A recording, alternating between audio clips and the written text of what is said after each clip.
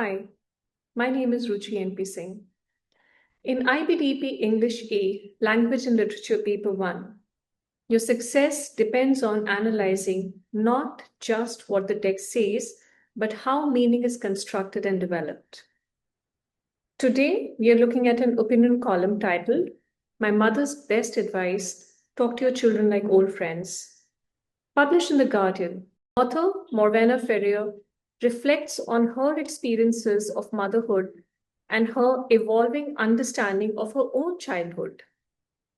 It's written for a contemporary adult audience, particularly parents.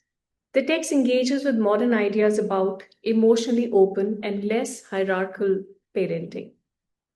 Through a reflective and affectionate tone, the author explores how relationships between parents and children change over time. If you look at the guiding question, how does the author use a structural turning point to shift the reader's understanding of a mother's advice? How are you going to understand this paper and write? The author begins with a personal memory. She says, "It was summer and I was sitting on the washing machine in the kitchen." So, this ordinary domestic imagery creates an intimate and a reflective tone. It feels authentic and it grounds the text in a lived experience and encourages the reader to trust the narrator. Within this moment, her mother suggests that having children means you'll always have a little friend. At this stage, this idea appears to be very simple and reassuring. As a reader, we are positioned to interpret this as a genuine advice, a positive and an idealized view of parenting as companionship. Structurally, this opening establishes the central idea and shapes our expectations and encourages us to accept the statement without question. However, this expectation is disrupted when the author says, "In some ways, her advice was terrible." This line marks the structural point of the text.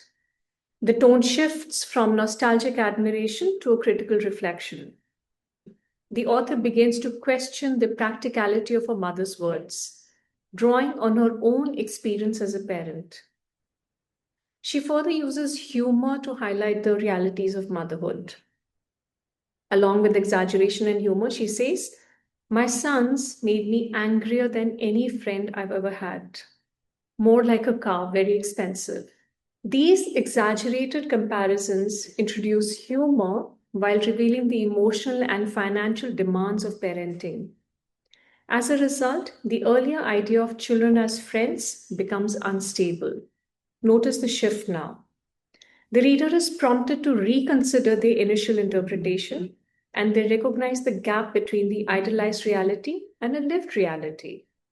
Following this turning point, the author broadens this discussion. She reflects on how decisions about having children are often framed in economic and environmental terms, shifting again the focus from a personal narrative to a wider social context. She also challenges this rational perspective. She says, "You cannot know ahead of time what is it that you're choosing." This introduces a sense of uncertainty, emphasizing that parenthood cannot be fully predicted or understood in advance. So at this stage, the text moves beyond individual experience and becomes a more universal reflection on the emotional complexity of life choices. As we read ahead, in the final lines of the text, the author returns to her mother's words. She reflects a new understanding. She says, "She wasn't telling me what to do. She was telling me that she loved us." This is the moment that reframes the entire text. This advice is no longer interpreted as a practical guidance. Instead, it becomes an expression of maternal love and emotional connection. Structurally, you look at a circular movement in this text, starting from a point and returning to the original idea, but transforming its meaning. The reader now recognizes that the statement about children being friends was never meant literally, but emotionally. So when you look at this text, you look at the structural progression, you see how carefully the reader takes you from a nostalgic memory to critical questioning to a final reinterpretation.